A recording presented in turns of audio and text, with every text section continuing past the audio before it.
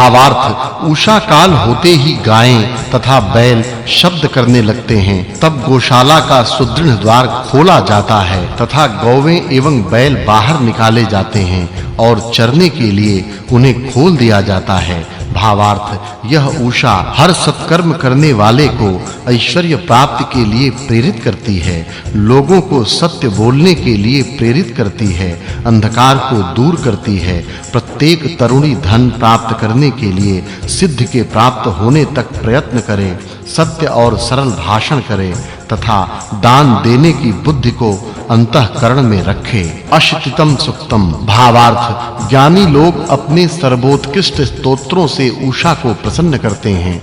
द्युलोक तथा पृथ्वी लोक परस्पर घूमते हैं। भावार्थ यह तरुण आयु वाली उषा अपने तेज से अंधकार दूर करती हुई पति से पहले जाग उठी है। लज्जा न करने वाली तरुण स्त्री पति से पहले उठती है तथा अग्नि प्रदीप्त करके यज्ञ करती है। पति के पहले स्त्री उठे अपने कर्तव्य कार्य करे, ऐसी तरुणी पर ही पति प्रेम करता है।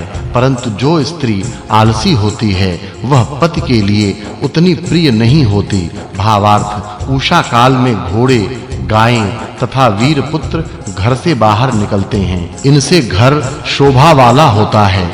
गौओं के रहने पर घर में भरपूर घी दूध होता है। उसका सेवन करके मनुष्य बहुत हृष्ट-पुष्ट हों। इति पंचमाष्टके पंचमोऽध्यायः अथ पंचमाष्टके षष्ठोऽध्यायः एकाशीतितम सुक्तम भावार्थ द्युलोक की पुत्री उषा आती है, लोगों को मार्ग दिखाने के लिए अंधकार दूर करती है तथा प्रकाश को फैलाती है। इसी प्रकार घर की गृहिणी अपने घर में प्रकाश करे तथा अंधेरा दूर करे और घर की उत्तम व्यवस्था करे। भावार्थ जब सूर्य पृथ्वी के नीचे जाता है तब वह अपनी किरणों को ऊपर फेंकता है, जिससे चंद्रादि प्रकाशित होते हैं। यहाँ नक्षत्र का अर्थ चंद्र, बुध, शुक्र आदि ग्रह हैं, क्योंकि नक्षत्र का अपना प्रकाश है तथा वहां तक हमारे सूर्य का प्रकाश पहुंच नहीं सकता। भावार्थ सब प्रभात समय में उठें और अपने कर्तव्य कर्म शीघ्रता तथा अत्यंत श्रेष्ठ रीति से करें। इस प्रकार वे स्पृहणीय धन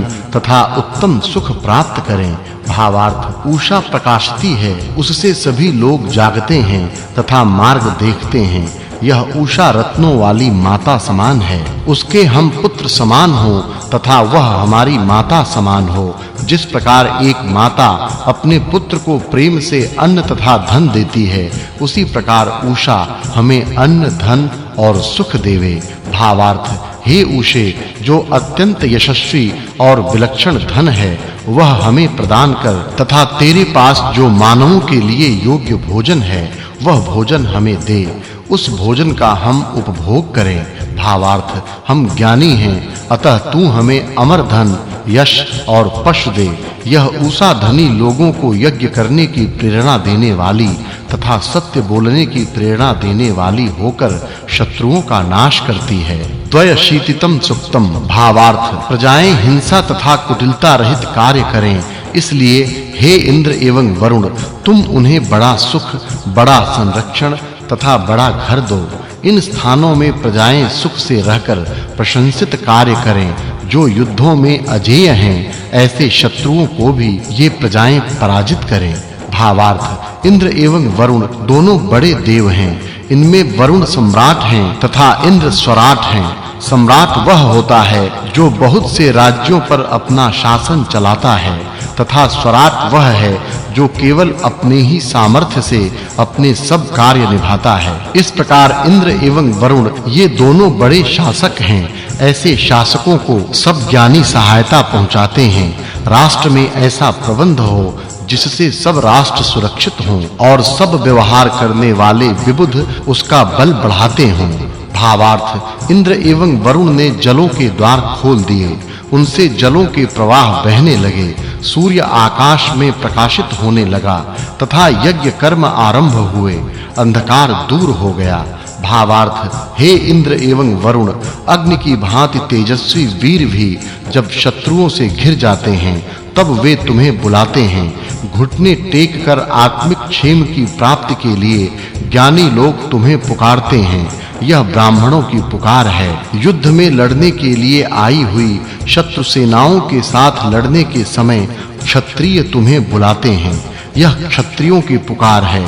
कारीगर भी दोनों तरह के धनों के स्वामी तुम दोनों को बुलाते हैं। यह वैश्यों तथा शूद्रों की पुकार है। इस प्रकार चारों वर्णों के लोग इंद्र एवं वरुण को बुलाते हैं। भावार्थ, हे इंद्र एवं वरुण, इस भुवन में जो अनेक प्रकार के पदार्थ हैं उनको तुम दोनों अपनी शक्ति से ही निर्माण करते हो। सबका हित करने के लिए मित्र वरुण की सहायता करता है।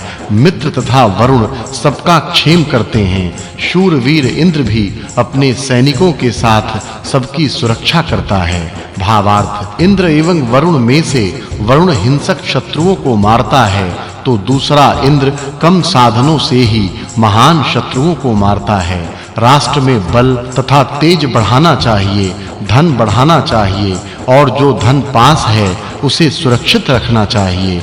राज्य शासन के ये तत्व इंद्रा वरुण के इस मंत्र में बताए हैं। भावार्थ, इंद्र एवं वरुण जिसकी रक्षा करते हैं उसके पास पाप, दुख, दुष्कर्म, पीड़ा, बाधा या अन्य प्रकार के कष्ट पहुंच ही नहीं सकते। भावार्थ, हे इंद्र एवं वरुण, तुम दोनों सुरक्षा के दिव्य साधनों के साथ हमारे पास आओ तथा हमारी रक्षा करो।